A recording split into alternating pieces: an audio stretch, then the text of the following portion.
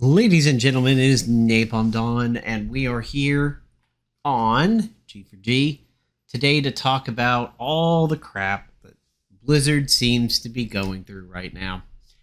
Aside from having merger issues with Microsoft and Blizzard Activision, which is not something I'm going to dip into in this particular video, I'm going to talk about the other troubles that Blizzard Activision, or ABK, has been facing since the beginning of the year.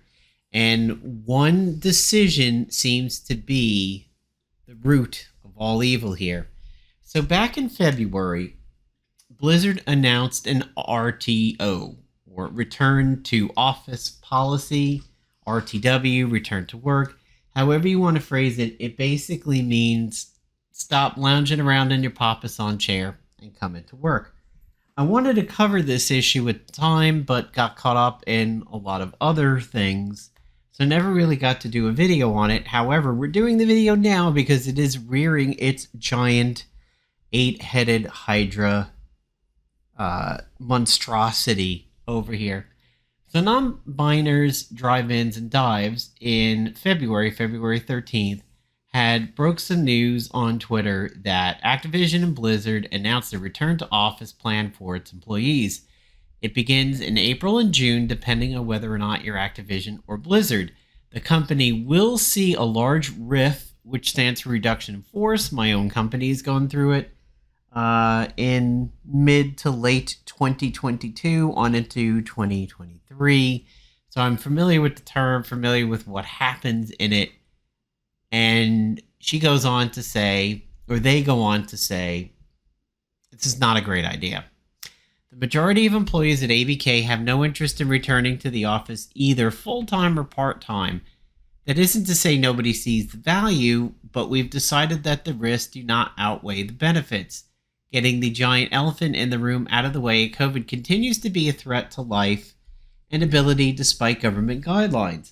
I would like to say, at this point in time, first-hand evidence, yes, it still can rear its head. I went to go into the office yesterday. Somebody pinged me just as I was about ready to head in and said, do you have about a few minutes to talk? And I said, well, I'm going to be in the office. We'll see you around 10:30. Basically, I was trying to say, I will see you in about 20-30 minutes. I'm headed in. And the response was, you should take a COVID test before you do so. And I went, oh shit, are you kidding? He said, no. The person who was informing me of this said they feel fine. I took a COVID test. I was negative. However, 2 weeks prior to that, I was working in close proximity to that person and several others on that particular team. Beyond just him, the team is out this week because of the positive COVID test. Now, granted, he said he feels fine. I believe I talked to another member of that team today. They said they're doing fine. However, it is still disruptive. If this was a in-office only environment, these people are working from home. However, there are things going on in my business that require physical presence, and this puts a damper or a delay on that kind of stuff. So COVID is not out of everybody's hair yet. There are still issues with it, and to those who continue to believe that they should not get vaxxed and should not get boosted, there is probably going to be larger issues for them than those who did get boosted, and should hopefully, even with positive tests, be able to weather the storm with very little impact to their health. So, had I recorded this in February, I might have been like, yeah, I haven't really seen or heard much of cases lately. However, it is somewhat very coincidental that I had a coworker, several, test positive, and I dodged a bullet on this one. I was not working with them last week, but 2 weeks ago I was, so could have been scary. Still going to test probably again closer to the weekend or maybe early next week. Really don't want to have COVID on my birthday. So, yeah, I would agree with them on that particular case. It is still out there lurking in the shadows. Further, work from home arrangements have resulted in employees having more time since they aren't losing it in the commute. And really, I think this, to be fair, I think this is less of a point than they think because commutes are typically on your time, not the office time.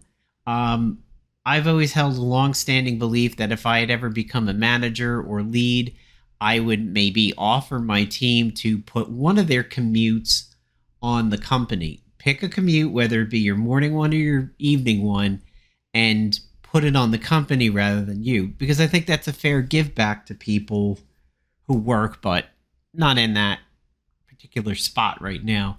Lowered gas and insurance costs, as well as the ability to live further away from expensive cities that we labor in. That is a very good point, and that is something that affected Twitter when Elon took over. And Elon's like, okay, everybody returned to work. And a lot of people were like, no, I can't. Work is not near me anymore. And Elon was like, oh, well, sorry.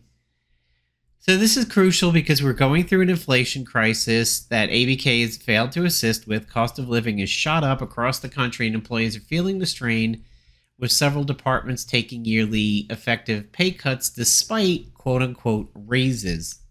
Good point. To escape the pressures of rising cost of living and stay safe, employees have made cuts. They've moved further away from our offices in expensive cities, avoided purchasing vehicles. So basically, they're reacting to life, getting further away from metropolitan areas where maybe things get cheaper and you're not in the suburbs of a major city. That's what is being pointed out there. 2 to 4 months is not enough time for the company to shift the stance, even if people would be willing. Assuming that they are, it's not enough time for them to make the hard decision to move away, to uproot and return. Leadership isn't prepared for what will likely happen, an exodus of talent as we find work elsewhere. Foreshadowing on this one. We're going to get back to that. That means the rest of us are going to have to work harder. The morale is going to get lowered. It means they might need to rehire or outsource. The RTO plan doesn't even affect their department. Customer service has been granted full work from home with no involuntary RTO plans. That is definitely a division that I would think would be fully able to work from home because it's easy to track stats and see if you are malperforming or misperforming on that one. Our employees have consistently put out excellent work despite the drawbacks of work from home. ABK leadership is either maliciously aware of these factors or incompetent. The RTO policy is basically an ultimatum. A lot of people in the comments seem to be missing the majority of the thread, focusing on just the COVID aspect, which is still a problem, but not the whole problem. That is a good, valid point there. Some mention that workers become less productive at home without getting too deep into it. There are factors that are causing worker stress relating to the labor slowdown. We have solutions for that, blah, blah, blah. I think whether or not you are more effective in the office or at home is up to you. It is not a generalization so much as it a unique unicorn to you. Some people do a very good job. Some people do the same job but are more relaxed doing it, thereby actually doing a bit of a better job than a stress job. And of course, there are the slackers, the people who step away for 10 minutes to go burp a baby or go walk a dog. I think sometimes managers may get a little antsy about not hearing from somebody for 5 or 10 minutes when they work from home, forgetting the fact that when people are in the office, they take breaks. Smokers, if any are still around, go outside, have a cigarette. Not me. I quit back in 2001, thankfully. People have to go to the bathroom, be a number one or potentially a longer number two, take a break to get some coffee, take a break to get a little snack, or disappear from their desk because maybe they went to another desk to talk to a coworker. Breaks are common even in the office, but I think they may get misrepresented when somebody is home because people automatically assume the worst. If you're a manager who thinks that you could be that way, then set policy on how your team handles interconnectivity. Ask that maybe if it's Ring Central or Zoom or something like that that your company uses, Slack, install the phone app. If you step away from your computer, monitor what's being said over your phone. Or, hey, we're going to have a standing rule that response times in the office or out of the office is roughly going to be 10 minutes, 15 minutes or so. Then people can take their breaks and not feel guilty or stressed on it. There's things that can be worked on. But here, Blizzard producer claims studio is creating crisis map as more employees depart. So when I read crisis map, at first I thought it was like they're making new maps in Overwatch to make people forget the PvE wasn't happening or something. No, they mean workflows that are based on Blizzard ABK actually being in crisis mode. Being loud about it because I've lost another person this week. Blizzard is losing amazing talent because someone in power doesn't listen to the game directors who make his products. DE&I also means diversity of thought, especially when it's backed by data and financials. Glaxagrav lamented that they had lost another person. The studio is making crisis maps and what we can or can't ship. I literally have a schedule I strike out as people hand in notice. Blizzard said crisis maps are not a common team practice. However, making decisions around corporate bullshit, ensuring quality of everyday parts in game development is. He's not alone. Senior game designer of World of Warcraft, Alison Steele, chimed in too, attributing at least some of this to the recent attrition in Blizzard's forced return to office policy. So, Alison Steele is calling out what non-biners called out. And non-biners is now suddenly a rather sage oracle when they predicted this would happen. Forced RTOs cost us some amazing people and will continue to cost us more in the coming months. It's terrible, short-sighted, self-destructive. It appears that there are many other departures impacting the World of Warcraft Dragonflight team, which is an expansion that's been largely well received. Supposedly, they said the sale numbers were not good, but generally, critics and people like me are enjoying Dragonflight. They've seemed to listen to the community a little better in this expansion than they have.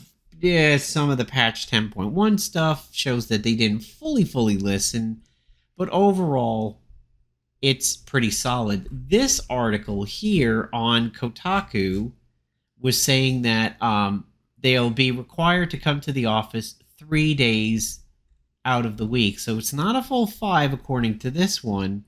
However, the majority of employees have no interest in returning. This is actually quoting non-biners, or at least my hair is okay. It's basically a rundown of their tweet. Also, back a couple months ago, Activision and NetEase are now bickering over NetEase and Blizzard breaking up.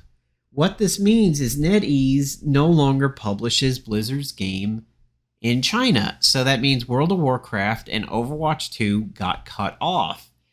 These two have been bickering badly since then. They are totally squabbling over this. And NetEase has been calling Blizzard things that are basically Chinese derogatory slurs, and it's not good. For me, this breakup means that I would largely never see a World of Warcraft 2. When the World of Warcraft movie came out, when the Warcraft movie came out, I liked it.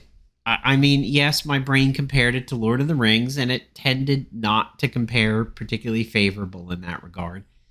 But as a World of Warcraft player, and a Warcraft player a little bit, it was a great movie to see. It was nice to see some things fleshed out, despite being critical of several of the pieces of the movie.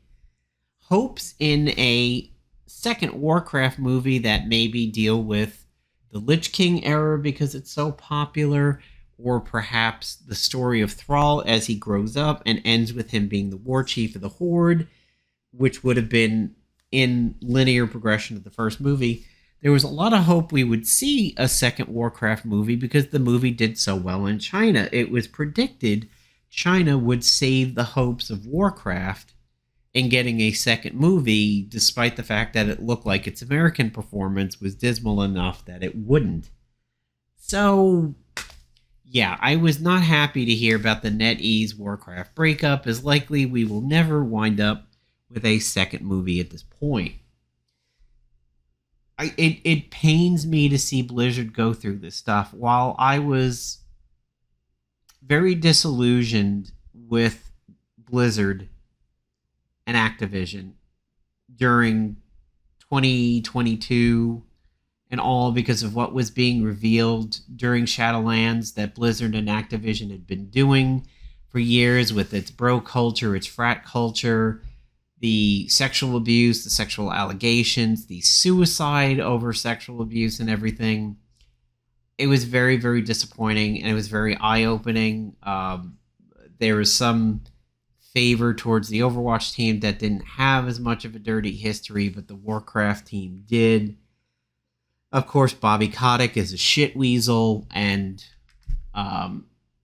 deserves to fall off a yacht somewhere at sea and kind of have an Overboard thing happen to him, Overboard the movie.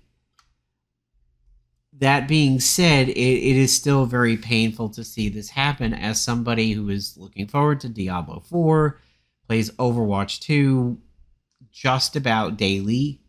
It's rare that I miss a day in Overwatch 2, but it happens. World of Warcraft, fairly daily. It is a tie that binds my girlfriend and I together. She's interested in getting Diablo 4, which is surprising, and she's going to do the server slam with me this weekend to see if she likes it, but I don't particularly like 14 that much. Visually, the text and the UI, I'm not that big of a 14 fan, and she has shaded over to 14 in recent years and has kind of come away from WoW, leaving me to hold the WoW bag a lot. But Dragonflight has gotten her interested enough that we still play it together, and I definitely play it alone more than she does. If there's one of us sitting here that's going to be in WoW alone, it's going to be me. However, I said to her recently, I was like, I can't pretend that holding a guild together since 2005, January of 2005, is any feat anymore. I mean, who honestly gives a shit that I have done that? Who cares that the Nervous Horde on Bloodhoof has a charter dating back to 2005 and that I've been the GM ever since, and we managed a very, very good run until Shadowlands before we truly largely called it quits. And we were going to think about coming back for Dragonflight, but on a whole, in a rating perspective, we didn't, even though we do have a group that likes to dungeon and mythic together just about weekly. I can't pretend that this has any value outside of the game. However, doing time walks last week, I was actually recognized by somebody who joined our time walking through the LFG system and was there with myself and my girlfriend, and he messaged me. He was like, "Hey, Druidicus, it's Srazjet. Good to see you still around. It's Srazjet on an alt." And I was like, "Hey, yeah, I definitely remember your name." It's still cool to be recognized on the server as a long-standing person who's run a guild, a long-standing player, as somebody who has an extremely good rep in the community and has no skeletons or negativity in the background over there, and is respected as a good tank and a good GM. All those things aside, they carry no value. They have no weight in gold or silver or Dogecoin. It means nothing. I don't put it on a resume, despite the many skills that I've gleaned over the years from running a guild as long as I have. it's really depressing to see this happen to Blizzard, even if World of Warcraft is far not an addiction. It never really was for me, but even if it did technically approach it at times, it has not been a any kind of a addiction in recent years, especially with Biffa and Shadowlands stacked on each other like that. So, needless to say, this is what's happening with Blizzard. You have the Activision Blizzard Microsoft merger that is having issues. This article over here makes it sound like Blizzard felt that NetEase was threatening them when NetEase said, we can help you get merged here in China. Ding told Kotick that NetEase could sway the Chinese government to either prevent or allow the Microsoft acquisition, which was being reviewed by the Chinese regulators at the time. According to the Times sources from NetEase, Microsoft would have to deal with Chinese regulatory laws if it didn't offload Activision Blizzard properties to NetEase. Kotaku reached out to Kotick's representative but didn't receive a comment. Here, the Times claimed Activision executives felt that NetEase had threatened Kotick. So Shitweasel got his stuff, it got his hackles in a bunch. Maybe because NetEase was saying more emphasis on we can get the Chinese government to prevent the acquisition in a stronger way than they were saying we could get them to allow it. You know, maybe the volume difference in the voice was 10 for prevent and 2 for grease the skids. So anyway, that's what's going on with Blizzard lately.